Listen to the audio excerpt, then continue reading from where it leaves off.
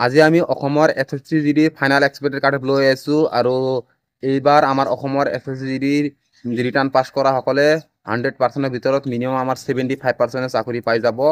এইবাৰ আমাৰ FSCGD অসমৰ কাট অফ বহুত কম গৈছে আৰু এইবাৰ তোমাৰ লাকি চান্স হয়, এইবাৰ তুমি ফিজিকেল আৰু ৰিটাৰ্ণ বহুত ভালকৈ দিবা। আজি আমি সকলোবিলাক FSCGD final cut off expected cut off এটা লৈ আহিছোঁ, তোমালোকে ফাৰ্ষ্টৰ পৰা লাষ্টলৈ চাই থাকা। মই কাষ্ট ৱাইজ কৈ যাম কিমান এক্সপেক্টেড কাট অফ মানে ফাইনেল যাব পাৰে আৰু কিমান থাকিলে তুমি এটা ছেফ জোনত থাকিব পাৰা। SC কাট অফ আমি SSGD আমি অসমৰ ক'বলৈ গ'লে SCৰ বৰ্ডাৰ ডিষ্ট্ৰিক্টৰ গৈছে 41 চামথিং। আৰু যদি তোমাৰ বৰ্ডাৰ ডিষ্ট্ৰিক্টৰ তুমি SC 62ৰ পৰা 65ৰ ভিতৰত তোমাৰ মাৰ্ক আছে, তেনেহ'লে তুমি ছেফ জোনত আছা, তুমি 100% নাম অহাত ফুল চান্স আছে। আৰু SC যদি তুমি জেনাৰেল ডিষ্ট্ৰিক্ট হয় আৰু জেনাৰেল ডিষ্ট্ৰিক্টৰ SC কাট অফ গৈছে 44 আৰু তাত মিনিমাম 65ৰ পৰা 68লৈকে ফাইনেল এক্সপেক্টেড কাট অফ এটা যোৱাৰ চান্স আছে। যদি 65ৰ পৰা 68লৈকে আছে SC জেনাৰেল ডিষ্ট্ৰিক্ট, তেনেহ'লে অহাৰ ফুল চান্স আছে। আৰু OBC বৰ্ডাৰ ডিষ্ট্ৰিক্টৰ কথা ক'বলৈ গ'লে আমাৰ 40 গৈছে এটা কাট অফ, আৰু তাৰ ভিতৰত যদি 61ৰ পৰা 64লৈকে আছে, তেনেহ'লে তোমাৰ ফুল চান্স আছে বা তুমি নিজকে ছেফ জোনত ধৰি ল'ব পাৰা। আৰু OBC যদি জেনাৰেল ডিষ্ট্ৰিক্টৰ কথা ক'বলৈ যাওঁ 42 চামথিং কাট অফ গৈছে, যদি তোমাৰ 63ৰ পৰা 66লৈকে আছে, তেনেহ'লে তোমাৰ ফুল চান্স আছে।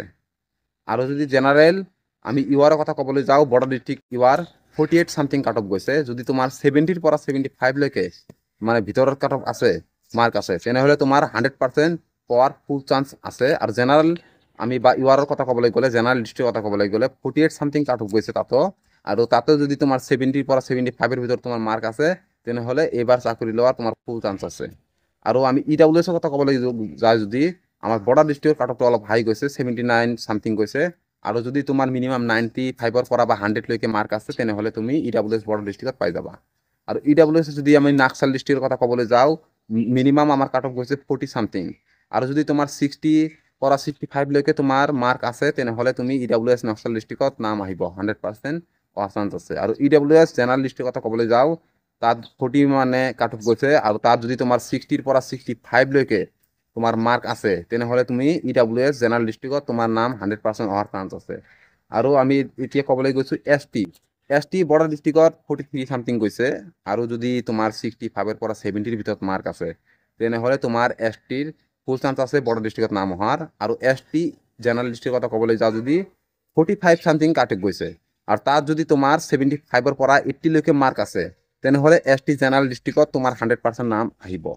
মই মানে SSGD অসমৰ যিটো এক্সপেক্টেড এটা ফাইনেল কাট অফৰ মাৰ্কত দিছোঁ, তাতকৈ ওপৰত যোৱাৰ চান্স বহুত কম আছে, তাতকৈ তলত যোৱাৰ কাট অফ বহুত চান্স আছে। এইবাৰ যদি অসম পুলিচত মানে বহুতো কেণ্ডিডেটে এইবাৰ সোমাই যাব চাকৰিত, আৰু বহুতো কেণ্ডিডেট আমাৰ অসম পুলিচ যোৱাৰ বাবে SSGD ফিজিকেল দিবলৈ নাযাব। সেইবাবে কৈছোঁ, তোমালোকে যদি SSGDত পাছ কৰিছা, তেনেহ'লে তোমালোকে এতিয়াৰ পৰাই ফিজিকেলত তৈৰি কৰি দিয়া আৰু মেডিকেলৰ বাবে তৈৰি কৰি ৰাখা। তেনেকুৱা হ'লে তুমি 100% তুমি SSGDত এইবাৰ চাকৰি ল'ব পাৰিবা। কাট অফ এইবাৰ বহুত কম গৈছে আৰু ফাইনেল মেৰিটত ইমান হাই নাযাব। এইবাৰ SSGD ফিজিকেল দিয়া সকলে প্ৰায়বিলাকেই চাকৰি পাই যাবা। আৰু মোৰ ভিডিঅ' ফাৰ্ষ্টৰ পৰা লাষ্টলৈ দেখাৰ বাবে সকলোকে ধন্যবাদ জনাইছোঁ, আৰু চেনেলটো ছাবস্ক্ৰাইব কৰি ল'বা।